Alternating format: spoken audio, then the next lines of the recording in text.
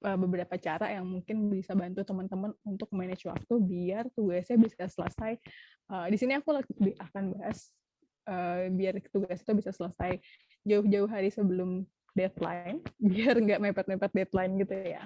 Karena kita nggak pernah tahu. Mindset pertama yang perlu untuk dibikin ketika kita akan manage waktu adalah kita nggak pernah tahu ketika misalnya kita nge-set waktu nih, let's say deadline-nya tuh memang dari sana ya. Misal ada tugas nih, deadline dari sananya tuh hari Rabu jam 12 siang.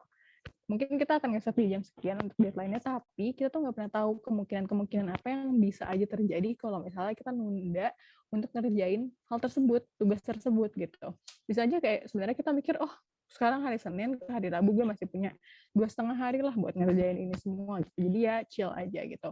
Tapi kita nggak pernah tahu. Ini mindset yang harus diubah. Kita tuh nggak pernah tahu kalau misalnya dari 2,5 hari ini kemungkinan apa yang bisa terjadi untuk ngerjain si tugas itu. Bisa aja nih kita awalnya mikir 2,5 hari ini kita tuh akan kosong waktunya, tapi tahu-tahu ada tugas baru yang harus diselesaikan di hari yang sama juga, atau misalnya ada tugas yang harus diselesaikan di hari Selasa gitu, atau misalnya ada kemungkinan-kemungkinan lain yang bikin kita tuh punya waktu yang berkurang untuk ngerjain si tugas ini yang harus selesai di hari Rabu jam 12 siang gitu. Jadi mindset yang harus kita ubah pertama adalah pikirkan kalau misalnya akan mungkin terjadi beberapa kemungkinan di luar rencana kita yang bisa aja terjadi di rentang waktu yang kita alokasikan buat ngerjain tugas kayak gitu. Jadi ubah mindset terlebih dahulu, jangan ngesetnya sesuai dengan si deadline aslinya gitu. Tadi setuju banget sama tadi juga ada yang nge-share kayak bisa banget untuk set deadline-nya lebih awal gitu. Kalau emang deadline-nya di hari Rabu jam 12 siang,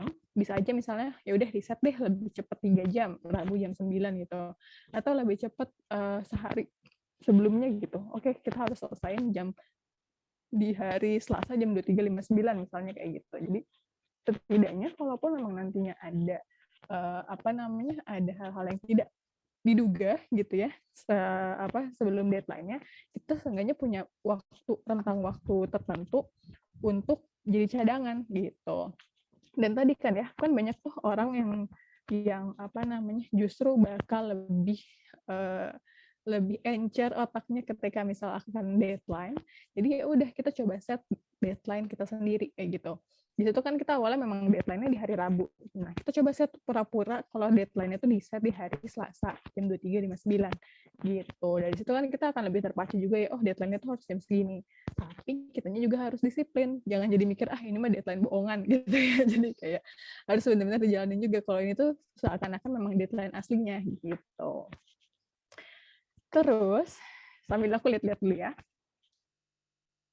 The power of kepepet. No, iya, jadi kayak bisa aja kita bikin deadline kepepet itu lebih maju dari deadline yang aslinya. Makanya nanti kayak kita jadi kepikiran, oh kepepet banget nih, gue harus selesai satu hari sebelumnya kayak gitu ya. Jadi ya tidak-tidaknya kita masih punya waktu 1 hari lagi untuk menyelesaikan deadline yang aslinya gitu sebagai cadangan. Tadi soal nih seharian gue ngapain aja gitu ya. Kok tugas tuh seringkali kita tuh suka banyak distraksi. Kayak misalnya nih aku pengalamanku sebelumnya suka mikir ini seharian gue ngapain aja gitu ya. Kok kayaknya yang dikerjain nggak banyak tapi capek banget, tapi kayak waktunya habis gitu. Padahal yang dikerjain pas dievaluasi ternyata nggak sebanyak itu. Nah, bisa jadi ketika kita ngerjain itu tuh kurang produktif dalam arti jadi banyak distraksi. Misalnya nih, 5 menit gitu ya ngerjain tugas, capek buka HP, tahu-tahu buka HP-nya setengah jam gitu, dibandingkan sama produktifnya kan lebih banyak buka HP-nya kayak gitu. Nah, makanya kalau misalnya teman-teman ada kendala di distraksi tersebut, aku punya tips untuk menjaga dari distraksi itu dengan manajemen waktu, namanya teknik Pomodoro. Teman-teman ada yang udah pernah dengar teknik Pomodoro? 1% juga pernah bahas by the way. Jadi kalau teknik Pomodoro ini biar kita tuh tetap bisa ngelakuin tugas-tugas kita, tapi juga ada waktu-waktu untuk beristirahat juga gitu.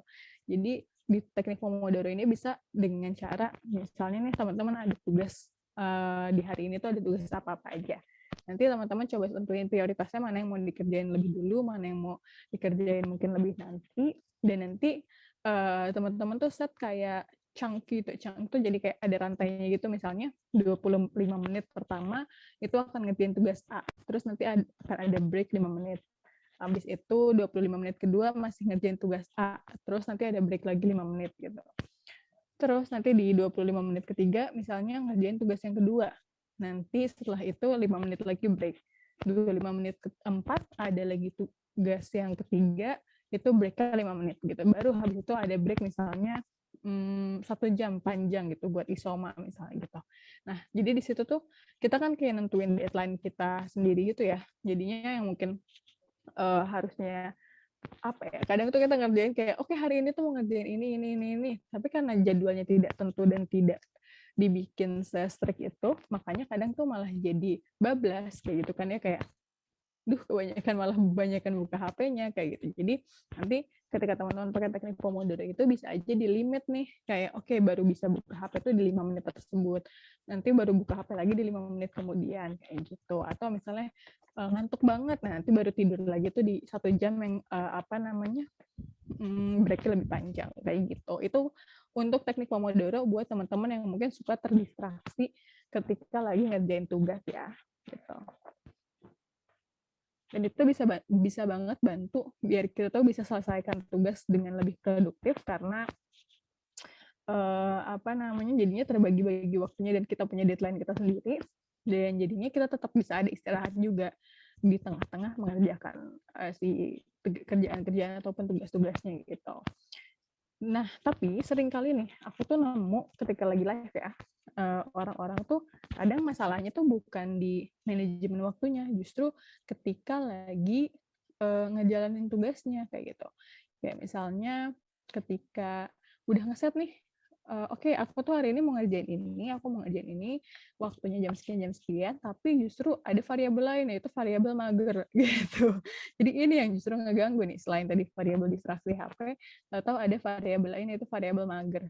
Nah, ketika kejadiannya ada variabel mager ini, sebenarnya yang perlu kita lakukan tuh apa ya? Mager ini tuh bisa disebabkan oleh berbagai hal gitu. Bisa jadi misalnya karena karena motivasinya kurang nih, dalam artian dorongannya untuk ngerjain tugasnya kurang, karena bisa aja karena menganggap tugasnya easy, menganggap tugasnya ini bisa dikerjain nanti waktunya cuma sebentar gitu, atau misalnya menganggap kalau si tugasnya ini nggak sepenting itu gitu, jadi kayak kita mau ngerjain tugasnya juga kayak nggak penting gitu. Nah, berarti bisa jadi ada karena motivasinya mager itu ya. Bisa jadi juga mager itu karena tadi kan kita mengentengin, bisa juga nganggap tugasnya malah terlalu sulit, bisa juga gitu. Jadi ada persepsi tersebut tertentu, pandangan tertentu yang bikin kita tuh mager untuk ngerjain si tugas-tugasnya tersebut gitu. Atau mikirnya ada pandangan lain yang kayak, aduh gue udah banyakan kerja, istirahat dulu lah, tapi malah bablas, kayak gitu kan ya. Jadi mager-mager tersebut tuh bisa disebabkan oleh banyak hal, terutama si pandangan kita. Makanya tadi aku di awal sempat bilang untuk mengubah mindset-nya. Tapi seringkali mindset ini tuh suka apa ya,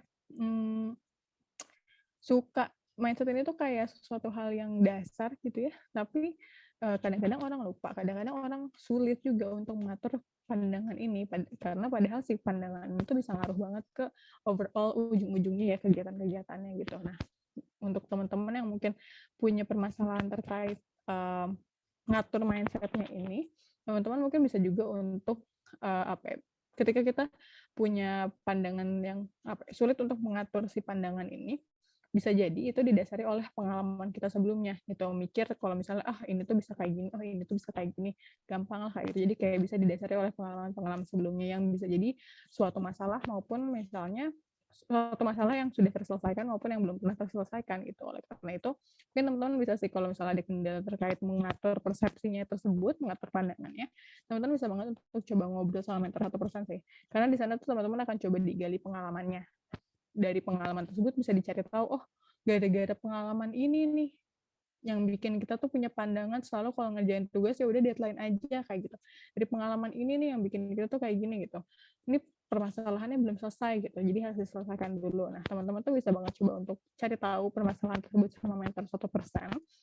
Dan kalau misalnya ataupun kalau misalnya teman-teman merasa aduh agak sulit sih kalau misalnya harus ngobrol one on one karena kadang bingung permasalahannya itu apa, teman-teman bisa coba untuk cari tahu tentang tips manajemen waktu ini di webinar juga sih, karena kita juga akan ada webinar untuk untuk manajemen waktu biar lebih produktif. Aku lupa tanggal berapa sambil aku cek ya. Tapi kita ada juga webinarnya gitu. Nah, kalau untuk teman-teman yang mau untuk ngobrolin permasalahan ini sama mentor ataupun mau ikut dari webinar, teman-teman bisa klik link yang ada di ini ya. Apa namanya? Linknya tuh webinarnya ada di bentar. Ada di biasalah. Jadi teman-teman untuk yang mau ikut webinar manajemen waktu agar lebih produktif ini tuh kita akan ada webinarnya di tanggal 30 Mei dan sekarang tuh harganya masih murah banget teman-teman, masih 85.000 karena normally kalau udah deket-deket kegiatannya tuh harganya udah sampai 125.000 gitu. Jadi ini harganya masih harga early bird banget. Plus teman-teman bisa dapat diskon dengan kode promosi anti malas yuk. Jadi makin murah kan. Nah, teman-teman langsung aja ya klik linknya di description box dan untuk webinar ini tadi bisa masukin kode promo anti malas you. Kodenya juga berlaku untuk si mentoring gitu ya. Tapi mungkin teman-teman kalau misal ada yang baru banget join live 1% atau baru pertama kali banget tahu ketemu 1%, mungkin belum tahu sebenarnya mentoring itu apa sih, webinar itu apa sih, ataupun misalnya ada layanan-layanan lainnya. Nah, jadi mungkin aku jelasin dulu ya sebelum kita bahas-bahas lagi tentang manajemen waktu.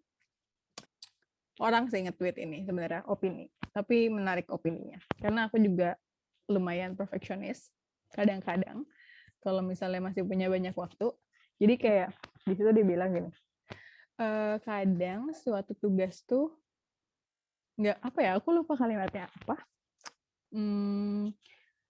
nggak perlu untuk, jadi intinya tuh kayak kadang suatu tugas tuh nggak perlu untuk diselesaikan sebagus itu, yang penting tuh selesai kayak gitu. Karena sering banget ya, mungkin contohnya aku ngasih contoh soal skripsi lah gitu.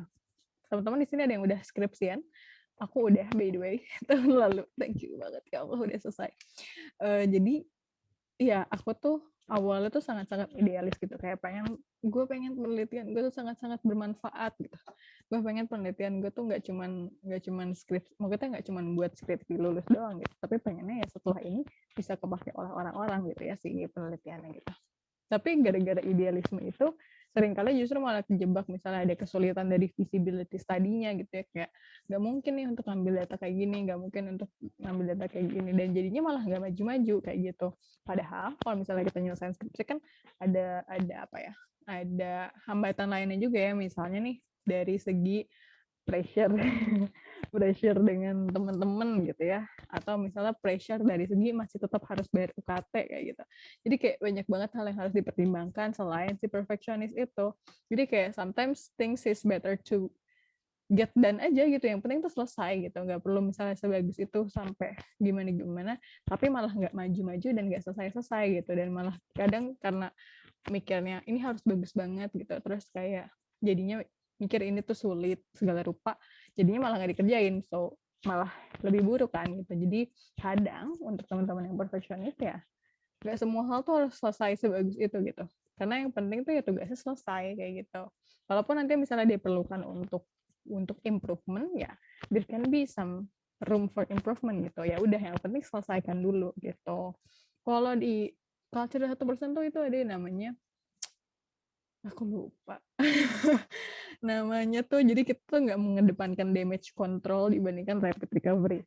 Gimana damage control ini maksudnya kayak kita tuh terlalu misalnya terlalu prepare banget ya untuk berbagai hal, harus kayak gini harus kayak gini harus kayak gini, tapi malah eksekusinya nggak dijalanin. Jadi kita tuh lebih kayak udah, selama kita udah coba untuk planning, kita udah mikirin misalnya kemungkinannya akan seperti apa dan nanti apa namanya upaya untuk antisipasinya seperti apa, ya udah gas aja. Kalau kata ada suatu e-commerce yang apa namanya tagline-nya itu kan mulai aja dulu ya. Nah 1% tuh kita ngedepanin kayak gitu, mulai aja dulu. Kalaupun misalnya nantinya ada apa-apa di akhir ada yang perlu diimprove, ya udah kita lakukan yang namanya rapid recovery. Jadi upaya-upaya yang kita lakukan untuk mengantisipasi ataupun mengatasi berbagai permasalahan yang ada gitu. Jadi ya untuk teman-teman yang perfeksionis, mari kita selesaikan saja ya. Nggak apa-apa, itu oke. Kalau misalnya ini nggak sebagus itu nggak apa-apa, tapi yang penting selesai gitu. Jangan sampai malah gara-gara kita perfeksionis tapi malah jadi goodbye gitu ya. Gitu. Iya nih, aku ngomong panjang-panjang ternyata udah dibahas sama Kak Lucent Hilmi. Perlu ditanamkan kalau selesai itu lebih baik daripada sempurna. Itu maksud aku ngomong panjang lebar ya. Iya, nontonnya kan ini sebelum tidur gitu ya. memberikan motivasi untuk besok. Tapi yang paling penting ya teman-teman, kalau misalnya dari ngikutin berbagai sesi kayak gini, sesi-sesi motivasi atau sesi-sesi insightful gitu, yang paling penting tuh sebenarnya bukan ketika pas kita dapat ilmunya gitu, bukan pas kita dapat insight-nya kayak mikir, oh oke, caranya manajemen waktu tuh kayak gini. Bukan itunya, tapi ketika kita bisa actually do the action gitu. Oke, misalnya kita dapat info, oh, oke, caranya manajemen waktu tuh kayak gini. Nah, jangan cuma dicatat atau jangan cuma dipikirin doang, tapi coba dieksekusi besoknya misalnya. Oke, untuk ngatur waktunya harus kayak gini, ngelakuin kegiatannya kayak gini gitu. Jadi teman-teman jangan lupa untuk do the action ya. Gitu. Menjauhkan HP pada waktu tertentu agar tidak terdistrak, apakah ini cara yang benar? Itu adalah cara yang benar. Setuju sama Kak Farel, official adalah cara lebih produktif adalah buang distraksi, fix no debat. Ya, tadi aku sempat sharing juga tentang salah satu teknik untuk manajemen waktu itu namanya Pomodoro, teknik Pomodoro. Jadi kayak di situ, walaupun misalnya nih kita pengen, Kak, tapi kan butuh loh refreshing misalnya untuk buka sosmed bentar gitu ya, untuk lihat-lihat ini bentar. Well, silahkan gitu. Tapi kan seringkali ya, ini manusiawi gitu, seringkali hal-hal yang lebih menyenangkan itu kita lebih prefer untuk melakukan itu kan ya, dibanding hal-hal yang mungkin lebih effortful gitu, lebih perlu banyak usahanya. Contohnya, ya scrolling sosmed itu akan lebih menyenangkan dibandingkan kita harus fokus ngerjain bab 1 di skripsi, kayak gitu. Nah, ketika misal keadaannya kayak gitu, tadi teknik Pomodoro tuh, ya udah kita tuh tetap memberikan ruang untuk bisa scrolling sosmed misalnya gitu ya, ataupun ngelakuin hal lain yang menyenangkan, tapi dibatasi. Cara ngebatasinnya gimana? Jadi kita nge-set, misalnya kita udah tahu nih prioritasnya mau ngelakuin apa aja. Nah, nanti misalnya 25 menit pertama, itu ngelakuin tugas 1, dengan nanti setelahnya ada 5 menit break. 25 menit kedua, ngelakuin tugas 2, selanjutnya ada 5 menit break. Terus 25 menit ketiga, tugas ketiga, break lagi 5 menit gitu. Sampai misalnya 4 kali sesi, let's say. Dari situ setelah 4 kali sesi baru kita bisa set misalnya, ya udah sekarang breaknya yang lebih panjang, setengah jam atau 1 jam kayak gitu. Nah, jadi di situ bebas mau ngapain juga, mau scrolling sosmed lah atau mau apa. Jadi distraksinya tuh kita kumpulkan dalam satu waktu yang emang kita tentukan gitu. Jadi nggak yang tiba-tiba di tengah-tengah mau lihat HP gitu. Itu kan kadang suka malah belajar 5 menit, lihat HP-nya 50 menit kayak gitu kan ya. Karena ya ketika scrolling tuh karena enak banget juga, jadi kayak tiba-tiba udah nyampe mana aja gitu ya. Makanya tadi mungkin salah satunya dengan teknik Pomodoro, di mana teman-teman bisa tetap melakukan si distraksi tersebut tapi dialokasikan pada waktu-waktu tertentu gitu. Jadi distraksinya nggak benar-benar dibuang, tapi kita alokasikan, kita tempatin nih dengan di waktu-waktu tertentu. Gitu. Kalau itu teknik Pomodoro ya. Oke. Cara ngatasin biar ngerasa capek. Oh, pas ngerasa capek biar energinya balik lagi, biar produktif gimana? Tentunya istirahat. Kalau aku pastinya istirahat sih. Kayaknya semua orang pasti butuh istirahat sih. Karena sekarang ini lagi in banget nih, aku kemarin sempat bahas juga di webinar kayak sekarang tuh lagi in banget yang namanya hustle culture gitu ya. Yang mana kita tuh jadinya kayak ya udah kerja gitu, tapi kadang suka lupa sama hal-hal basic yang kita butuhkan gitu. Kayak makan, kayak tidur, kayak let's say taking a nap gitu, istirahat sebentar gitu. Untuk ngelakuin kerjaan-kerjaan kita yang berujung, mungkin at the first time bisa jadi kayak semangat kerja, motivasi segala rupa. Tapi kalau misalnya dilakukan secara repetitif dan terus-menerus gitu ya, nantinya malah capek, burn out kayak gitu kan ya. Hanya kalau misalnya dari aku, untuk bisa ngatasin rasa capek itu, untuk balikin energinya adalah biasanya aku istirahat. Istirahatnya bisa jadi dengan berupa tidur, atau bisa jadi istirahatnya tuh aku tuh kecenderungannya lebih ke extrovert. Jadi sometimes kalau misalnya dirasa capeknya tuh gara-gara capek emosional ya, bukan capek fisik, aku suka ngobrol sama orang sih. Kayak catch up sama keadaan orang gitu. Dari situ aku bisa dapet reflection juga gitu ya. Atau misalnya ngelakuin hal lain yang aku suka, misalnya main musik gitu. Atau ngejauhin diri dari apa-apa yang harus aku kerjain dulu. Jadi kayak tekniknya aku flight gitu, kabur dulu sebentar dari si hal yang bikin beban ini gitu. Jadi itu sih kalau aku untuk ngebalikin energinya kayak gitu. Niatnya scroll sosmed 5 menit, tapi niat doang, ujungnya terus dan tugasnya besok. Nah itu, jangan sampai yang kayak gitu. Makanya tadi ya, si si distraksinya kita kumpulin nih, kita kerjain di satu waktu aja gitu. Di luar itu ya kita coba untuk batasin diri kita, nggak boleh gitu. By the way, soal tadi ngebalikin energi, eh, kerja kerja kerja tipes, jangan sampai kayak gitu ya teman-teman. Sekarang kan rumah sakit lagi penuh, banyak kasus COVID dan segala rupa, jadi jangan sampai kerja kerja kerja tipes ya, takutnya sulit mengakses ini kesehatan gitu. Makanya perlu banget istirahat. Tapi kadang orang suka salah nih. Waktunya istirahat, tapi dipakai istirahat itu bukan untuk benar-benar istirahat gitu. Misalnya malah let's say nonton film gitu. Well, sebenarnya nggak salah sih. Cuman teman-teman harus paham apa yang benar-benar dibutuhin sama tubuhnya.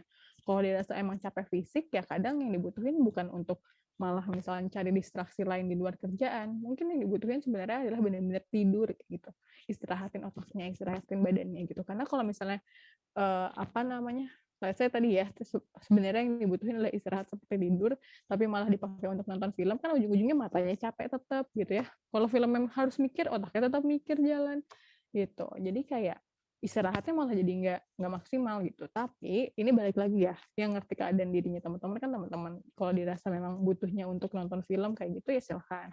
Tapi kalau misalnya butuhnya justru istirahat bener-bener badan capek banget nih segala rupa, pikiran harus istirahat ya, jangan lupa untuk tidur gitu. Makan makanan yang bergizi dan segala rupa itu yang apa namanya bisa membangun energi juga perlu ya. Jadi nggak cuma tidur doang, dari makanan juga perlu dijaga. Kalau sempat olahraga, sempetin olahraga. Harusnya sih wajib ya, tapi kadang kita semua suka males. Aku suka males. Jadi ya tadi kalau misalnya sempat, mungkin coba disempet-sempetin juga. Cara ngembaliin mood buat nugas. Cara ngembaliin mood buat nugas. Cari tahu dulu sih apa yang bikin gak mood. Apakah misalnya oke, aku tuh nggak moodnya gara-gara udah keseringan nih nugas gitu ya, seharian nugas mulu, ya udah berarti aku coba untuk ngerjain dulu hal yang lain, hal yang bikin aku senang, atau misalnya aku butuh istirahat, aku istirahat dulu. Dari situ kalau memang udah terpenuhi tuh si apa namanya kebutuhannya di luar apa yang udah dikerjain tugas tersebut, insya Allah mudah-mudahan biasanya ya kalau aku pribadi tuh suka jadi oke, udah lebih refresh, jadi udah lebih siap untuk kerjaan tugasnya lagi gitu.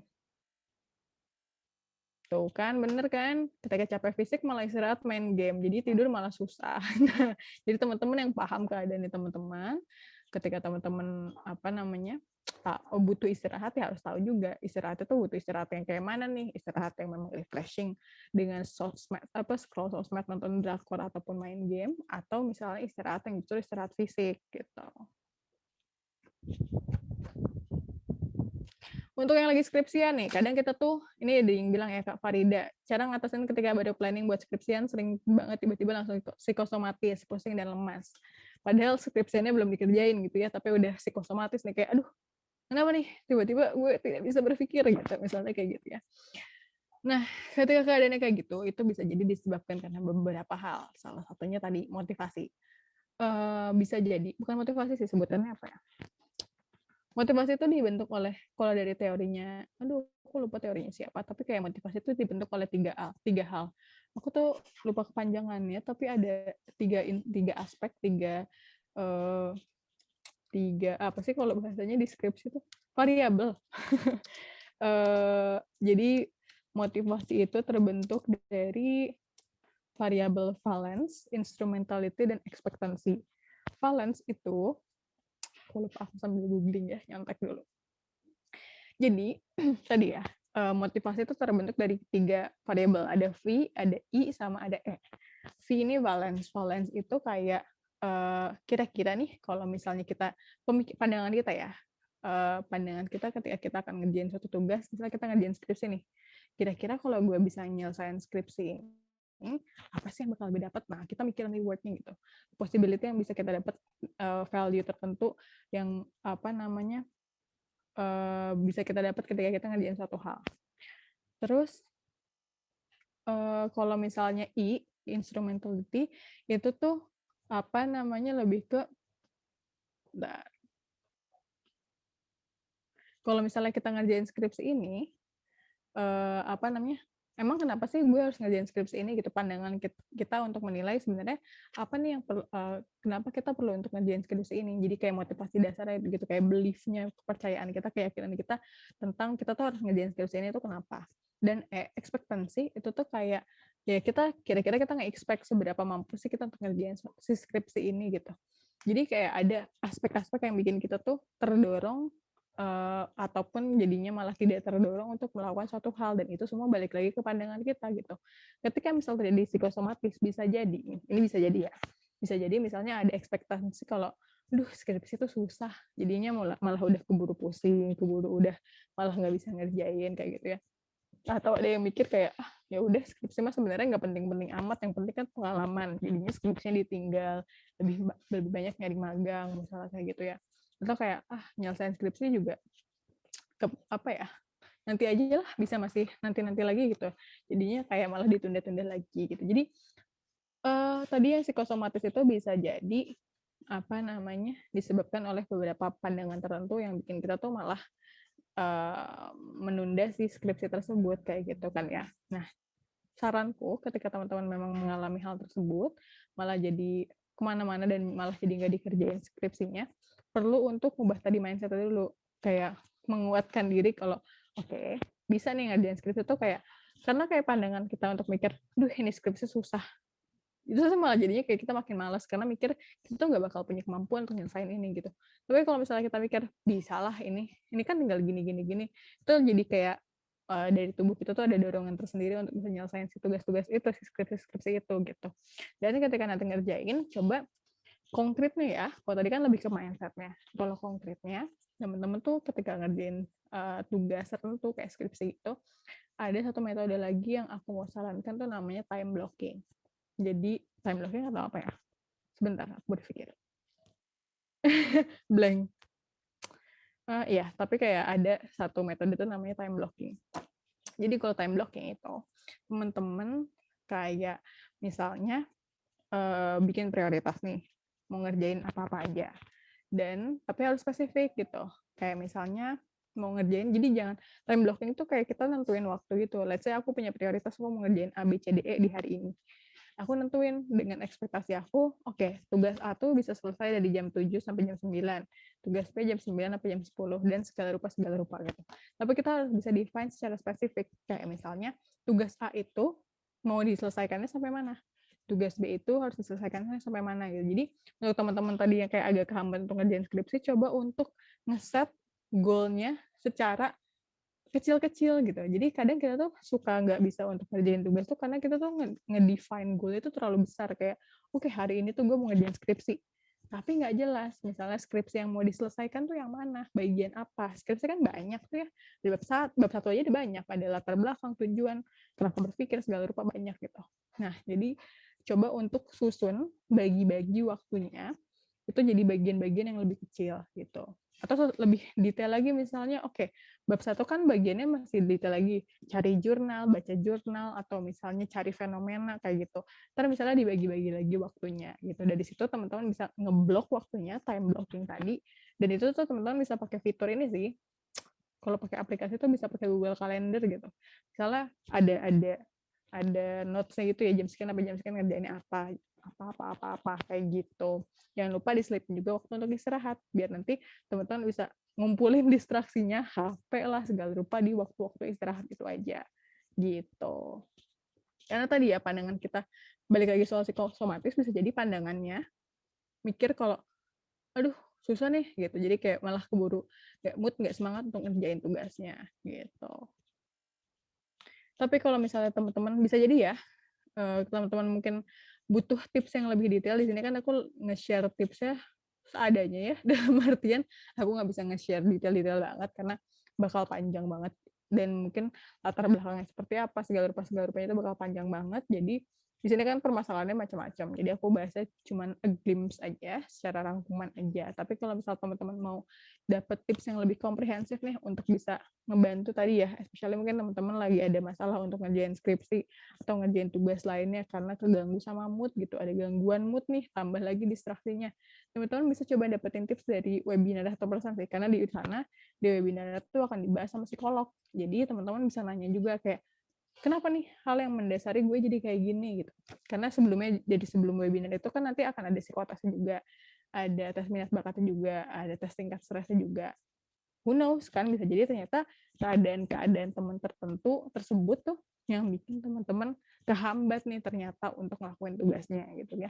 Aku nggak tahu, itu pasti balik lagi ke masing-masing teman-teman, ada permasalahannya masing-masing. Tapi kalau misalnya teman-teman mau coba untuk dapetin tips-tips tertentu sesuai dengan permasalahan teman-teman, bisa banget ikut webinar 1% tentang si manajemen waktu ini, karena akan dibahas juga sama psikolog ya, dan sama Kevin, CEO-nya 1% yang merupakan Forbes 30 under 30 teman-teman. Jadi Kevin juga kemarin baru memenangkan ya sebutnya, terpilih jadi salah satu awardee, penerima penghargaan Forbes 30 under 30 Asia.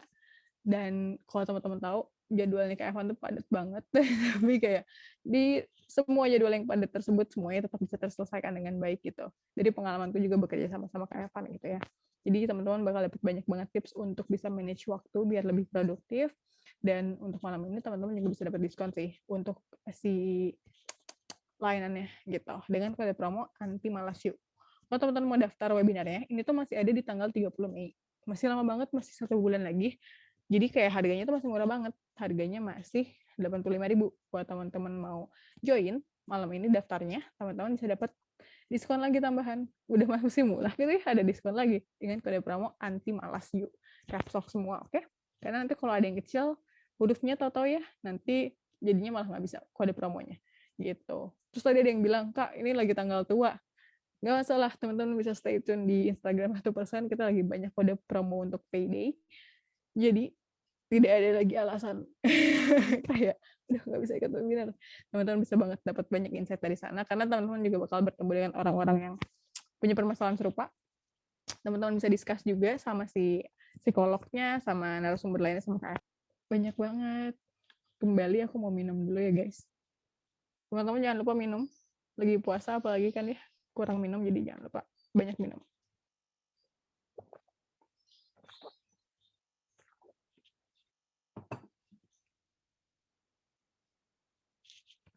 Ada yang nyaranin juga tuh untuk ngilangin distraksi, soalnya sering banget ya permasalahan itu gara-gara distraksi kayak itu dia niatnya 5 menit buka HP tapi ternyata itu hanya niat doang. Jadi malah panjang gitu ya. Nah, teman-teman bisa juga nih ada yang nyaranin pakai install aplikasi detox atau forest gitu. Jadi itu katanya aplikasi buat membatasi untuk main HP sebeberapa jam sesuai dengan kebutuhan. Misalnya, kalau aku sih kebayangnya biasanya tuh suka ada aplikasi-aplikasi kayak gitu yang kayak misalnya di set nih, nggak mau main HP dulu dalam 4 jam ke depan. Nah, nanti itu di disable gitu aplikasinya misalnya. Jadi kita nggak bisa ngakses selama 4 jam ke depan gitu. Thank you banget Muhammad Alif untuk si apa namanya sarannya untuk aplikasinya gitu. Ini pertanyaan menarik nih. Kakak pernah ngerasa nggak Kakak ngerasa seharian tuh nggak ngapa-ngapain, tapi capek banget. Gimana ya solusinya, kok nggak ada semangat sama sekali? Nah, ketika keadaannya kayak gini, ketika keadaannya kayak gitu ya, kita tuh nggak ngapa-ngapain nih seharian, tapi capek banget. Nah, teman-teman perlu untuk cari tahu dulu nih. Kalau di fasenya untuk menuju hidup seutuhnya dari 1%, teman-teman tuh perlu self-aware dulu. Perlu cari tahu sebenarnya permasalahan ini apa nih yang sedang gue hadapi. Karena bisa jadi yang dialami oleh Kak Agustina Dwi Cahyani ini memang kayak sebenarnya lagi diem aja. Tapi deep down bisa jadi ada sesuatu hal yang bikin Kak Agustina ini malah capek gitu. Bisa jadi secara tidak sadar mikirin suatu hal tertentu, atau misalnya secara tidak sadar di alam bawah sadar itu kayak lagi ada tekanan nih, misalnya tekanan, sebenarnya lagi ada tekanan untuk bisa nyelesain skripsi cepat-cepat dari orang tua, atau misalnya ada peer pressure, orang-orang udah pada selesai skripsi gitu, atau misalnya ngerasa orang lain lebih sukses segala rupa gitu. Bisa jadi kayak kita ngerasa nggak mikirin itu, tapi alam bawah sadar kita merasakan tekanan tersebut kayak gitu. Nah, untuk Agustina dan mungkin teman-teman lain yang merasakan hal yang sama, nggak ngapa-ngapain tapi ngerasa capek, coba cari tahu dulu sebenarnya apa nih hal yang mendasari keadaan tersebut. Waktu itu aku juga pernah kayak gitu, kayak kayak nggak ngapa-ngapain gitu ya, 2 jam nggak ngapa-ngapain. Itu mah YouTube, salah. Aku pernah nggak ngapa-ngapain gitu, tapi ya sama ngerasain capek. Atau itu gimana ya exactnya tuh, aku lupa banget kayak gimana, tapi benar-benar kayak atau justru malah kayaknya kegiatan hari ini tuh nggak sebanyak itu deh, tapi capek banget gitu ya, kenapa nih gitu. Nah, yang perlu untuk diketahui pertama adalah kita identifikasi dulu apa yang bikin kita kayak gitu. Biasanya aku coba untuk identifikasinya dengan cara aku assess dari berbagai aspek itu. Misalnya, aku coba pikirin gitu. Ketika misalnya ngerasa capek kayak gitu, aku coba pikirin, ini gue ada masalah di mana nih? Pertemanan, aku coba gali. Sama si ini baik-baik aja, sama ini baik-baik aja. Kayaknya nggak ada masalah pertemanan. Oke, checklist aman. Relationship misalnya sama pacar gitu. Gue lagi nggak ada masalah kok, segala rupa. Oh, ya udah aman misalnya kayak gitu. Atau misalnya coba digali lagi aspek lainnya. Tugas. Tugas kayaknya gue juga nggak ada pressure apa-apa sih. Kayaknya aman-aman aja. Skip kayak gitu. Skripsi. Nah, tiba-tiba misalnya nih ya, pas mikirin soal skripsi, tiba-tiba ada denial gitu dalam hati kayak, sebenarnya nggak apa-apa sih. Tapi dalam hati tuh bergejolak gitu ya misalnya gitu. Tapi kayak bisa jadi, nah itu bisa jadi suatu keadaan ternyata mungkin bisa jadi ini permasalahannya di skripsi nih. Kenapa nih skripsi jadi bermasalah? Ada permasalahan di sini nih. Apa namanya, tekanan tadi, peer pressure, orang-orang udah pada sidang waktu itu ya temanku gitu. Bukan temanku, aku yang merasakan hal tersebut. Wah, teman-temanku udah pada sidang nih. Atau misalnya kayak, dia udah nyampe bab sini gitu. Kayaknya gue sama dia sama-sama sibuk, tapi kok dia udah nyampe sini misalnya kayak gitu. Nah, kadang kayak kita jadinya agak denial gitu kan ya, kayak gue sebenarnya nggak apa-apa sih orang lain lulus lebih dulu gitu. Tapi bisa jadi ternyata alam bawah sadar kita tidak seapa-apa itu gitu. Jadi bisa jadi, oke, berarti memang gue ada permasalahan di skripsi ini nih. Dengan permasalahan tersebut, udah tahu nih permasalahannya apa. Misalnya kerasanya masalahnya gara-gara jadinya ada iri gitu ya, atau misalnya jadi merasa tidak sesukses rekan-rekan yang lainnya, barulah di situ coba untuk cari solusinya. Dengan perasaan yang dirasakan ini, apa nih yang bisa gue lakukan? Kalau misalnya ngerasanya orang lain kok lebih sukses ya dari gue, coba mungkin misalnya cari insight-insight yang mengatakan kayak udah kita sebenarnya nggak usah ngebandingin diri kita sama orang lain gitu. Yang sebenarnya perlu dibandingin kan progres diri kita sendiri kayak gitu kan ya. Tapi intinya basically dari segala yang aku jelasin panjang tersebut, lu harus cari tahu dulu sebenarnya permasalahannya apa. Nah, tapi seringkali nih, kita tuh suka nggak bisa mengidentifikasi itu. Either karena kita memang nggak peka dengan keadaan tersebut, atau kadang kita denial, kita menolak gitu kayak, enggak kok, gue baik-baik aja gitu. Gue kayaknya mikirin soal ini baik-baik aja, tentang ini baik-baik aja. Padahal sebenarnya ada perasaan tertentu yang mungkin sebenarnya kita repress gitu. Kita pendem dalam-dalam supaya kita tuh nggak ngerasain itu. Padahal sebenarnya itu jadi suatu permasalahan bagi kita. Gitu. Makanya, kalau misalnya dirasa terkait hal tersebut kita nggak bisa ngedefine sendiri, bisa juga nih kita untuk ngobrol sama rekan-rekan kita, sama sahabat kita misalnya. Kayak mungkin misalnya kita nanya perspektif mereka tentang diri kita gitu ya, feedback tentang diri kita. Jadi dari situ bisa dapat gambaran, orang lain tuh misalnya mikir gue tuh kayak gini. Jadi kayak dari situ kan bisa dapat insight baru kan, tervalidasi ataupun misalnya jadi kayak konfirmasi, sebenarnya gak kenapa-napa juga sih kalau misalnya gue sekarang masih di tahap ini meskipun orang lain udah di tahap lain kayak gitu. Tapi kalau misalnya dirasa ngobrol sama temen tuh belum menemukan solusinya dan malah si temennya ngerasa kayak gue tuh lebih berat dari lo gitu ya, malah jadi berat-beratan beban kayak gitu ya. Kalau dirasa memang malah nggak bisa kayak gitu, bisa juga untuk ngobrol sama orang yang lebih profesional, misalnya sama mentor 1% kayak gitu. Karena ini juga spesialisasinya teman-teman mentor 1% ya, di mana mereka dilatih juga. Jadi teman-teman mentor 1% ini meskipun mereka tuh S1 psikologi, mereka tuh masih under supervisinya psikolog. Jadi mereka tuh dilatih juga untuk cari tahu lebih dalam nih sebelum misalnya ngedefine solusinya bareng-bareng sama teman-teman terkait permasalahan yang ada, pasti akan digali dulu permasalahannya sampai dipahami, ternyata permasalahan dasarnya tuh ini gitu. Karena bisa jadi kayak permasalahan yang misalnya kita mikir datang ke mentor, gue tuh ngerasanya masalahnya A gitu. Tapi setelah digali-gali sama mentor, ternyata akarnya tuh bukan A, akarnya tuh si B, akarnya tuh si C gitu. Permasalahannya tuh yang akarnya tuh yang ini gitu. Bukan si A-nya ini yang menjadi masalah gitu. Nah, itu tuh spesialisasinya para mentor 1%. Jadi akan digali cari tahu dulu sebenarnya permasalahannya di mana gitu. Dari situ udah tahu nih core problemnya apa, baru coba untuk dicari solusinya bareng-bareng. Tapi memang teman-teman mentor 1% perlu diingat juga ya, teman-teman mentor 1% tuh bukan yang ngedikte ngedikte misalnya harus gini gini gini gini, tapi justru akan kerjasama bareng sama para menti, para teman-teman yang mungkin akan ikut mentoring untuk define solusinya bareng-bareng. Karena pasti teman-teman sendiri yang lebih paham sama dirinya teman-teman terkait gue tuh pengennya penyelesaian masalahnya seperti apa, sebaiknya seperti apa gitu. Dan nanti teman-teman untuk data pendukung juga sebelumnya akan ada psikotesnya dulu, ada tes tingkat stresnya dulu, ada tes minat bakatnya dulu. Setelahnya ada worksheet-nya juga. Jadi apa ya? Panduan bagi teman-teman setelah melaksanakan mentoring itu ada guidance-nya juga gitu. Nggak lepas begitu aja. Nah, kalau teman-teman mau ikut mentoring sama mentor 1%, biar bisa dicari tahu nih permasalahan yang dihadapi itu sebenarnya apa, biar solusi yang dikeluarkan juga lebih tepat sasaran. Teman-teman bisa langsung klik linknya aja ya di description box nih. Bukan description box, di apa nih namanya? Biar nggak moody atau sensitif gitu. Jadi sedih nggak sedih ya tetap nugas kayak gitu. Atau misalnya ada permasalahan kayak gimana nih, biar nggak moody atau sensitif gitu. Jadi sedih nggak sedih ya tetap nugas kayak gitu. Atau misalnya biar ngacangin si moodnya ini. Nah, mungkin nih ya dari Kak Spot ini justru jangan sampai misalnya kita malah ngacangin si moodnya gitu. Bisa jadi mood kita kayak gitu tuh karena ada sesuatu hal yang tidak terselesaikan, ada masalah tertentu yang belum terselesaikan, yang kadang kita nggak sadar itu tuh kenapa kita jadi moody, kenapa kita jadi malas ngerjain tugasnya, kenapa kita sensitif, kenapa jadi sedih mulu misalnya gitu. Nah, itu nggak bisa kita repress, dalam arti kita nggak bisa ngebangun tembok besar untuk bisa menghalangi, bukan nggak bisa sih, sebaiknya jangan melakukan hal tersebut. Karena kalau misalnya kita kayak gitu kan seperti kita tuh malah lari dari permasalahan kan ya. Nah, kalau misalnya dirasakan kayak gitu, sebaiknya justru cari tahu permasalahannya itu apa. Apa nih yang bikin moody, apa yang bikin sensitif, apa yang bikin sedih mulu gitu. Sampai akhirnya malah mengganggu aktivitas sehari-hari. Kalau udah sampai mengganggu aktivitas kan jadinya malah kita makin nggak produktif ya, malah kayak nggak bisa gerak kayak gitu, dan malah nanti bisa efek domino ke yang lain. Nanti misalnya ngerasa kurang self esteem atau misalnya merasa keberhargaan dirinya jatuh gitu kan ya, karena ngebandingin diri sama orang lain dan lain sebagainya. Jadi untuk Kak Scott ataupun teman-teman yang merasakan hal yang sama seperti saranku sebelumnya, coba ngobrol sama mentor ya.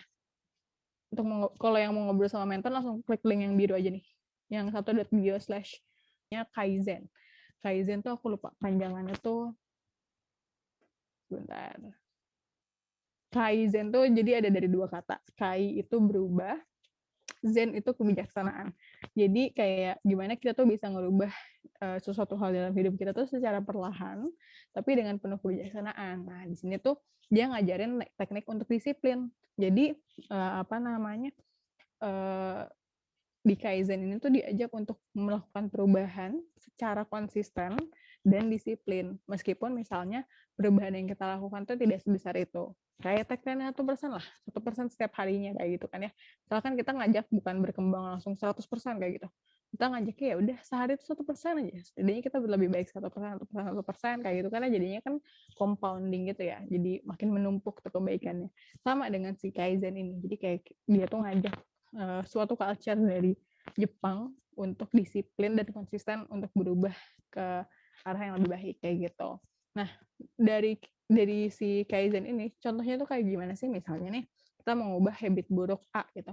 Itu kita bisa dengan misalnya oke, hari ini 1 menit di jam yang sama kita tuh ngelakuin ini. Contohnya misalnya habit apa ya? Habit habis makan ngerokok lah gitu. Misalnya teman-teman ada yang mau ngurangin ngerokok gitu lah saya.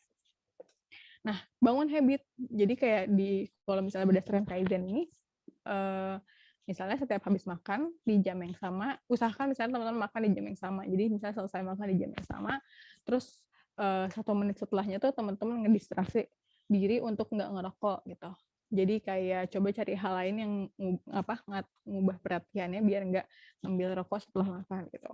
Dan hal ini dilakuin setiap hari di jam yang sama. Misalnya kalau jam makan pagi jam 7 sampai setengah 8 gitu ya, setengah 8 itu 1 menit setelahnya itu coba cari distraksi, jalan keluar lah atau segala rupa gitu. Besoknya sama lagi, setengah 8 lagi cari distraksi. Besoknya sama lagi, setengah 8 lagi cari distraksi, misalnya kayak gitu. Atau kayak di 1 menit itu bisa aja sama-teman ngelakuin hal yang lebih produktif. Lah saya habis makan, ya udah agak diregangin dulu badan misalnya kayak gitu ya. Dan itu dilakukan secara konsisten setiap hari di waktu yang sama juga kayak gitu. Nah, sama dengan apa yang dirasakan oleh Kak Kennedy dengan teknik Kaizen ini, itu kan ngajak untuk jadi disiplin ya dengan membangun suatu habit.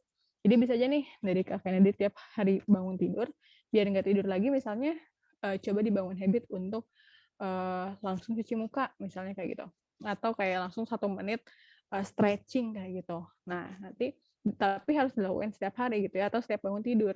Jadi kayak setiap bangun tidur langsung stretching, setiap bangun tidur langsung stretching kayak gitu, dan itu jangan di-skip gitu ya. Maksudnya kalau misalnya mau membentuk suatu habit ya jadi harus disiplin juga, harus konsisten kayak gitu.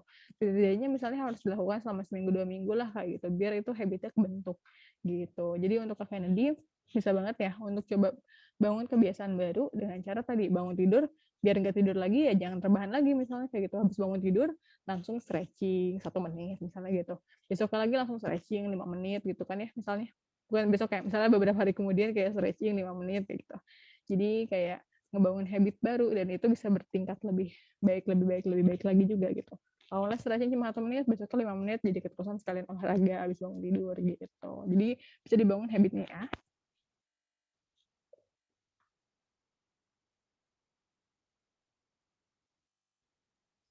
Oke.